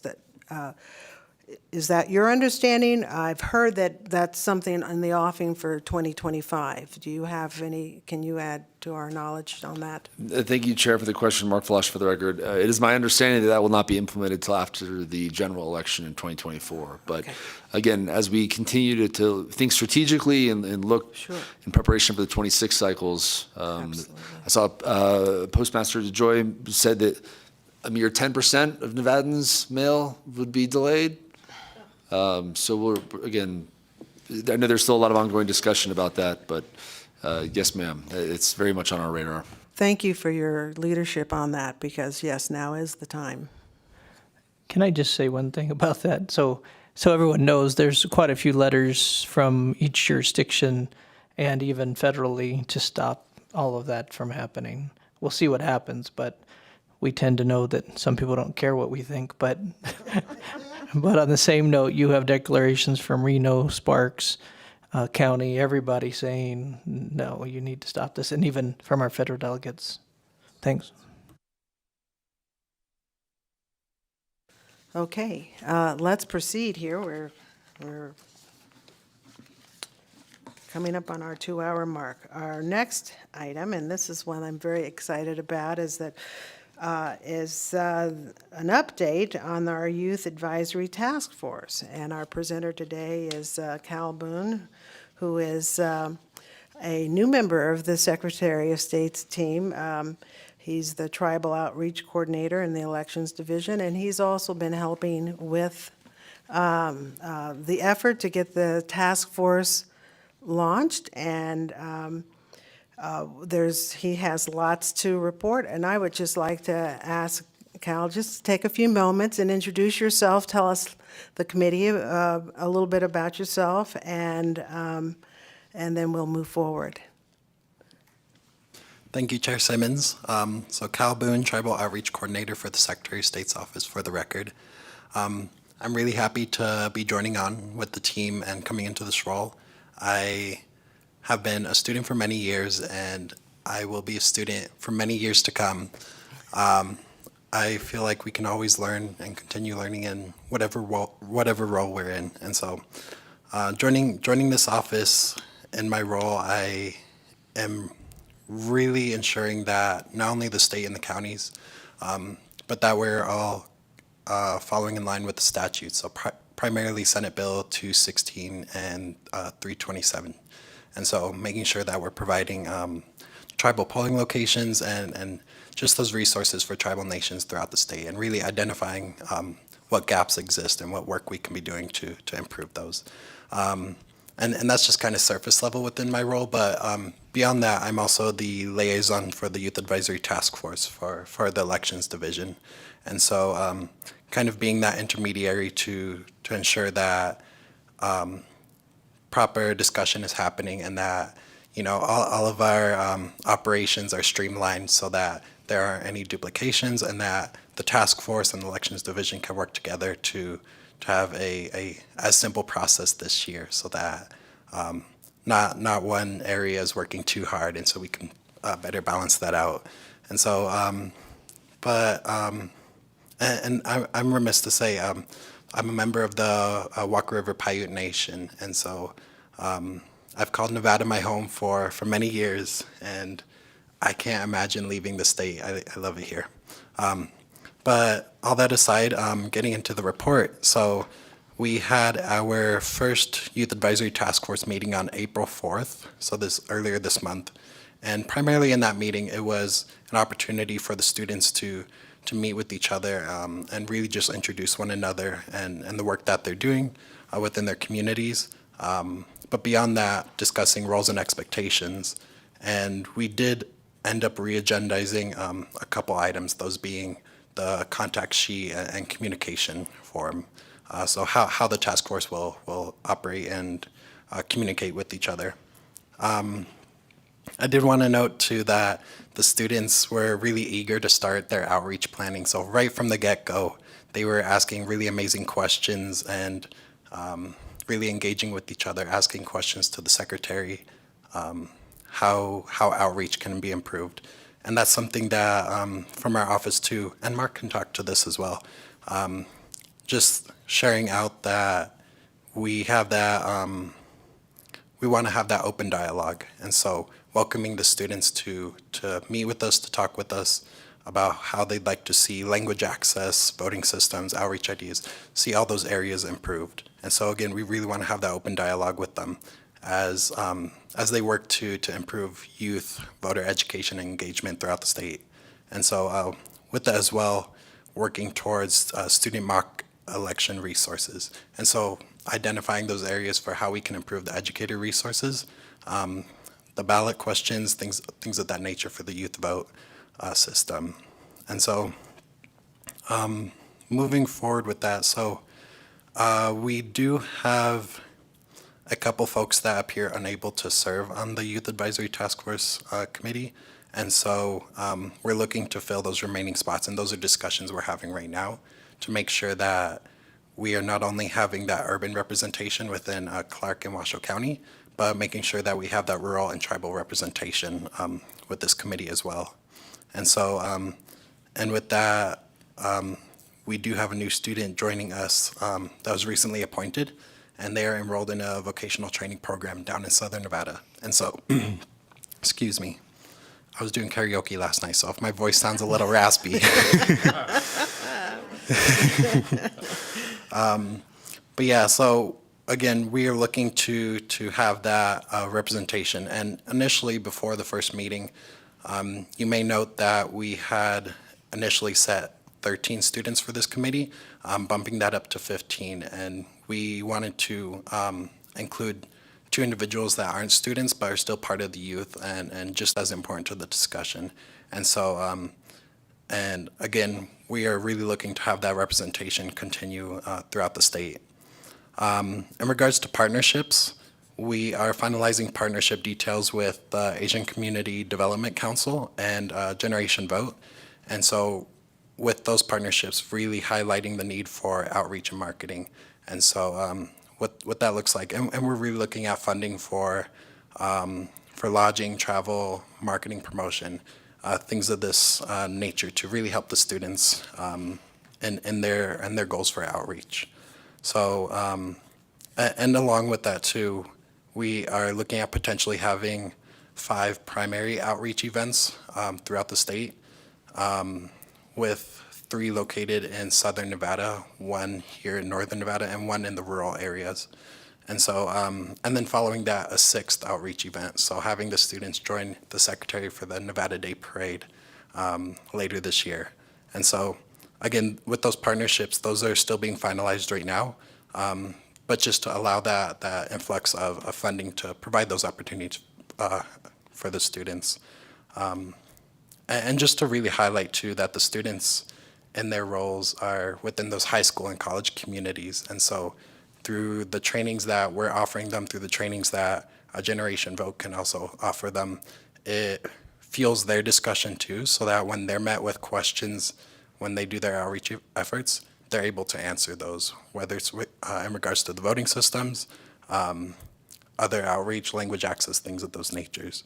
And so going back to the student mock election, again, just having them provide that input on how those resources and ballots can improve, how the website can be updated so that it's again streamlined going into this year, and so that students that are just beginning to vote for the first time are able to hit that ground running and know what to do. And this goes back to past discussions on how our office and these committees can best provide that information so that people throughout the state are just ready to vote. And so again, so with the next meeting, we are currently planning that right now, but we're looking at having an open meeting law presentation as well as Mark giving a student mock election presentation. And so with that open meeting law, just preparing the students for entering the space on the state level, just so that they're aware of how these operations go. And so we already shared that training video with them, so that we can not take up too much time in this next meeting with them. They can just come with questions, and we'll have one of our DAGs present in that meeting as well to answer those questions. But moving forward, organizational leadership is still under discussion with the Youth Advisory Task Force. So what that would look like in regards to the chair and vice chair for that committee, and then any other positions they would like to appoint. And so we're still having those discussions at the moment. But yeah, thank you. Do any of you have any questions? Thank you, Cal. I just wanted to circle back a little bit, and you mentioned the mock elections, and I recall a discussion that we had privately about something happening next fall in concert with Nevada Day. Is that something we're gearing up for? And as well, maybe if you could enlighten the committee just in a broad brush fashion of the geographic diversity and diversity of our group. Obviously, there are more representatives, as it should be, from down in southern Nevada, and so if there's an activity going on, it could very well involve, some travel. So one of the things that this committee could be of assistance with potentially is with helping to identify neutral sources of funding from organizations who work on, voter awareness and getting the vote out. To help you identify those sources potentially so that they can be called. So thank you. Would you please address those? Thank you, Chair.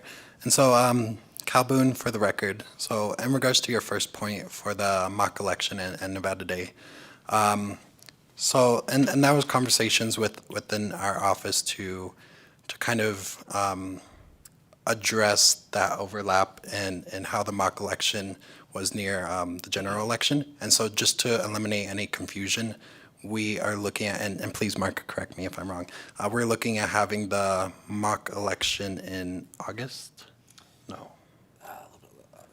October, my bad. In October, just leading up to the general election, and rather than overlapping with it. And that is just to eliminate any confusion with the actual ongoing election. And so, and your other point with Nevada Day, just their outreach efforts leading up to the Nevada Day Parade, that would be a kind of a final collective, at least for this year, where they can join in with Secretary, and that will be a press event too, as an overlook to their past accomplishments in regards to outreach. With your other point in terms of representation throughout the state, Nevada is definitely a huge state. And so that is something that's on our minds for representation. And although we currently have 10 of those students residing in Southern Nevada, 3 are here in Northern Nevada. And so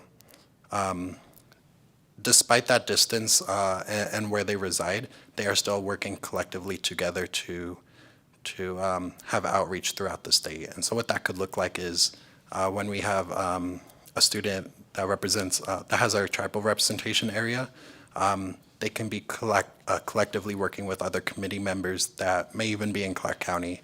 And these are all conversations that are important throughout the state. And so, and I hope that answers your question. That's Sure. definitely something on our mind for that equal collective action and representation. I appreciate that. Thank you very much. And before I open the floor up for questions, I just wanted to take this opportunity to thank you for your efforts, as well as Deputy Secretary Velashkin, and also just a very special call out to Maggie Salas Crespo, who has really worked tirelessly over the last year in order to get this task force launched. Some of the members here, a couple of us, in addition to Vice Chair Michael Stewart and myself were able to attend that first inaugural meeting virtually, and it was a fantastic meeting, and this is a very exciting group of individuals. I'm very excited to see what will happen next, and it was just terrific to see them peppering Secretary Aguilar with questions. They are really raring to go. But again, thank you all. It's a team effort, from people who have way too much to do already. So thank you very much. I open the floor. Any questions? Yes, Doug Goodman for the record. Mr. Boone, thank you we have a background. Mr. Boone, thank you for the presentation. And the youth participation is something that is, to me, I get very emotional and very energized when I start talking about it.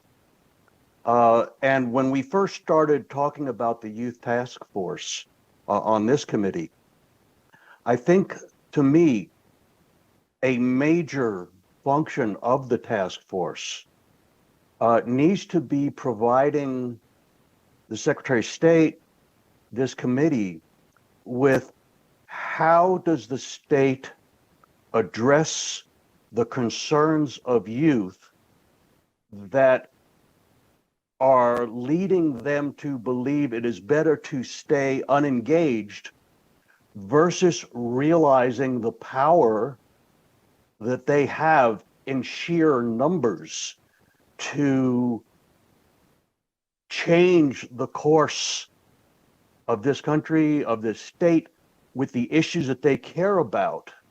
What can the state do? What can we do? Hearing it from the youth standpoint. And I'll say, I'm probably the oldest person on this committee.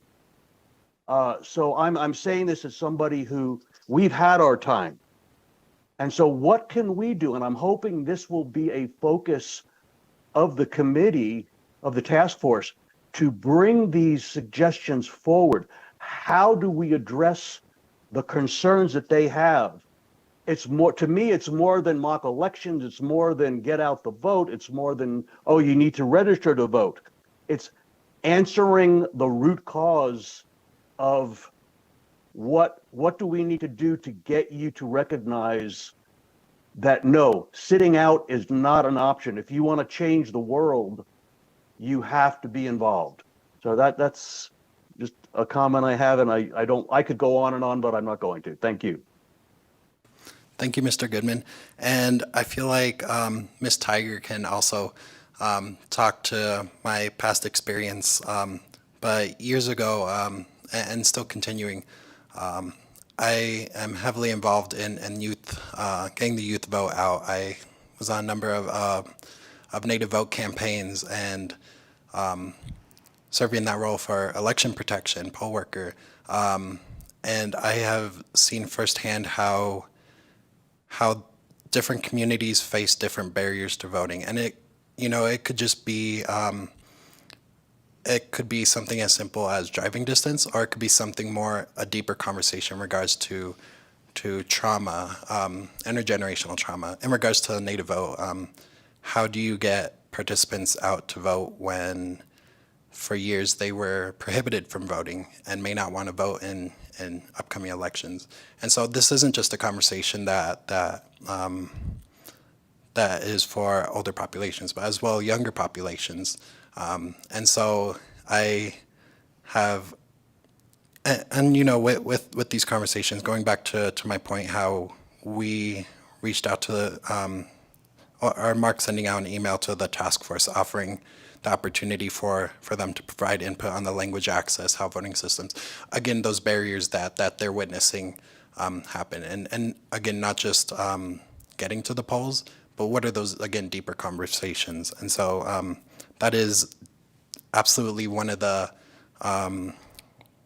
primary responsibilities and goals we see to come from the task force, is having them bring those issues to our table. And I like to think of, with the Native Vote campaign as well, how there's the moccasins on the ground. You know, you have your people on the ground doing this work. I like to think this task force is also like our mocks on the ground. They are right there at that community level. They're right there in high schools and college communities with their surrounding youth. And they know better than us what those issues are in their areas and communities. And so we are absolutely open to any suggestions and any comments they have so that we can help improve our systems to make sure that we're continuing to grow moving forward. So thank you again, Mr. Goodman. Okay, I look forward to hearing many reports from the task force and hopefully, helping move us forward so the younger generation does not feel that they're excluded, but in fact, they are now the system. So thank you very much, and I look forward to future reports.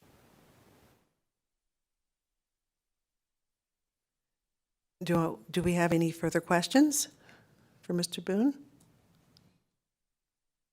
Okay. Well, thank you so much. And I wanted to also take this opportunity to thank the members of this committee who took the time to attend virtually the first meeting. And I think that we know what we have to do. I think we have to continue to spread the word about this new task force among our networks.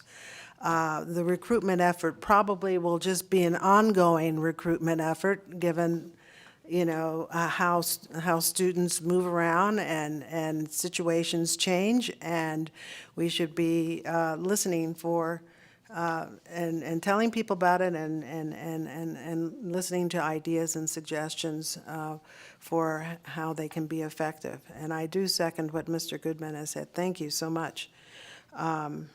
All right, let's continue on. Next item is just comments from members of the advisory committee, and I ask your forbearance for just a couple minutes to make a couple of remarks. Actually, on the last meeting agenda, there was an aspirational item that the chair provide remarks about Martin Luther King because January was the anniversary of his birthday. Well, it was a busy agenda, and honestly, I didn't have time to do it. So, but I thought, as we get closer to these elections and as the volume amps up, April is just as good a time to just say a couple of things about the importance of this civil rights leader. This month is the 56th anniversary of his assassination. He certainly was a fearless fighter, and I'll tell you, I would not be here today if he and many others like him had not worked tirelessly for the cause of equal rights, voting rights, civil rights.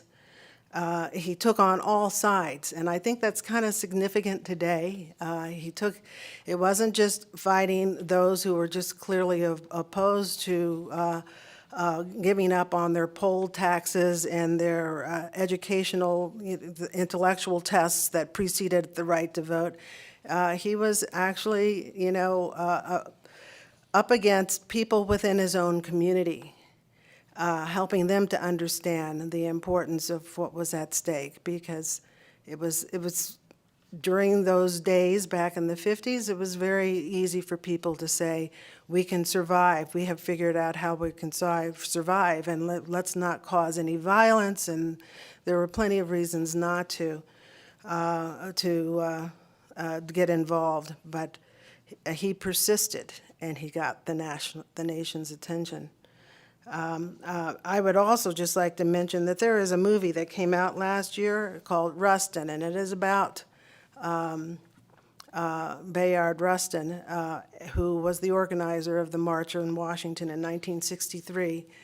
And one of the things I learned in watching that movie is that that march would not have happened if had been left up to the civil rights leaders of the day, that it was Martin Luther King and his leadership that made that march happen, which, as you know, was the turning point for civil rights legislation and our voting rights legislation. So it's been a long, long struggle for the voting rights. We have been working on this for more than a century, well more than a century. We have the 13th, 14th, 15th Amendments to protect and ensure rights. In 1920 was when women were able to secure the right to vote. Of course, we had the struggles of the 50s and the 60s, but people sometimes forget about the 26th Amendment in 1971, which lowered the voting age from 21 to 18, because at that time we had young men going off to serve in a war who were not eligible to vote in our elections. So it's really always been an issue of making sure that the people who are citizens have access to the ballot box.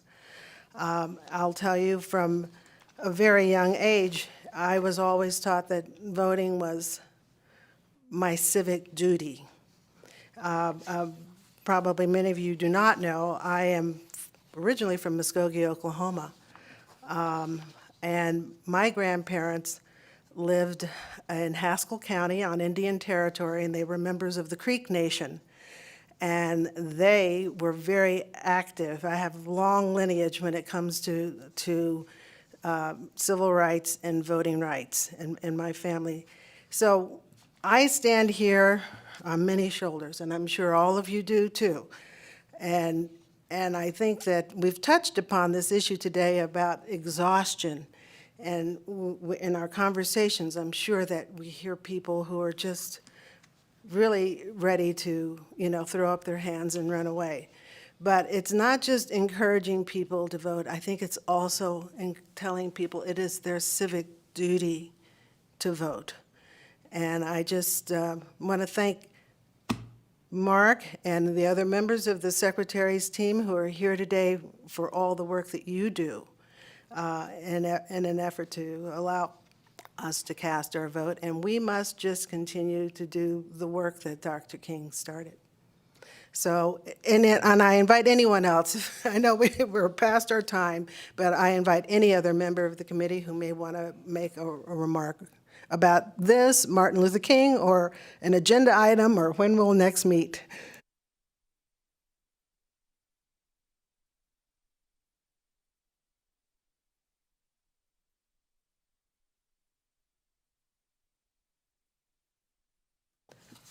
Well, I think that we're at the end of our agenda then, and so thank you. Chairwoman, I'll make just a couple comments. Yes, please. Hi, Tammy Tiger for the record, and thank you for your comments and mentioning where I am a descendant of Muskogee Creek Nation, and actually just visited Black Wall Street just a couple months ago. Yes, ma'am. But I just wanted to speak to Cal Boone and his appointment, and just how extremely proud I am to see him in this role. He did co-lead with me Native Vote in 2020, where we mentored a group of high school and college students in Native Vote during the most challenging time that you can imagine during the pandemic. And so the creativity that came out of that group was just amazing, from a car parade down the Las Vegas Strip when it was closed, to food trucks and hand delivering voter where you go to vote to people in their cars, and an online talent show. So I have no doubt that his leadership with the Youth Advisory Task Force, along with acting as liaison to Nevada's tribal nations, he's going to be extremely successful in helping us to be have an exceptional turnout once again with these elections. So. And then I also wanted to thank the Secretary of State's office for their presentation in support of tribal nations access to the ballot, and the presentation that they did to the Leg Ops Committee last month. I was just again, very excited and proud to have a Secretary of State that just clearly understands all the barriers that our tribal nations that exist for tribal members on their lands. So, and I think that was it. So, thank you. We are, and then for your time too, we are working with the National Congress of American Indians again to help ensure that there is outreach all across Southern Nevada, where we have the highest population of urban Native voters, as well as on tribal lands. And our first Civic Engagement Task Force meeting with the Nevada Indian Commission is next week, and the Secretary of State's office will help us there with a demonstration on the EAST system so that we make sure that we have more tribal votes coming in utilizing that system. Thank you. Thank you, Ms. Tiger, for those remarks. And thank you, everyone, for joining us today. Can I have a motion to adjourn? Chair Simmons, we do have that's to hold right. the That's right. second comment period. Thank you. Thank you for the reminder. I am very eager, headed out of town in a little while. So thank you very much. And I will open now our second period of comment. First, here in person in Carson, I still see no one. Is there anyone in Las Vegas?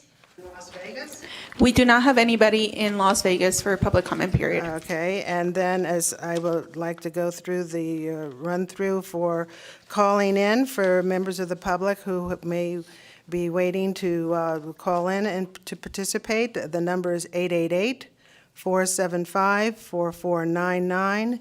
The ID number to enter the meeting is 833-0502-0990, followed by the pound sign. I'd like to ask BPS if there are any members of the public waiting in the queue to participate and provide comments. Chair, the public line is open and working, and there are still no callers to participate. Okay, let's just give that a couple of seconds since we just threw the number out there, although it was on the agenda. So,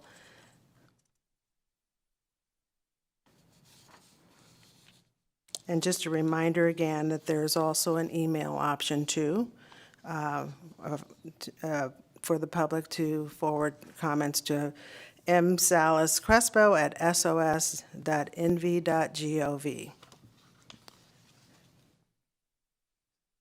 So if we have no call-in commenters, I think we can proceed. Can I have a motion to adjourn? I move to adjourn. So, second. Thank you. Second by All- Pauline, please. Thank you. All in favor? Aye. Any nays? Aye. Aye. Thank you. I think we're adjourned. Thank you. Have a good day. Thank you very much for your time.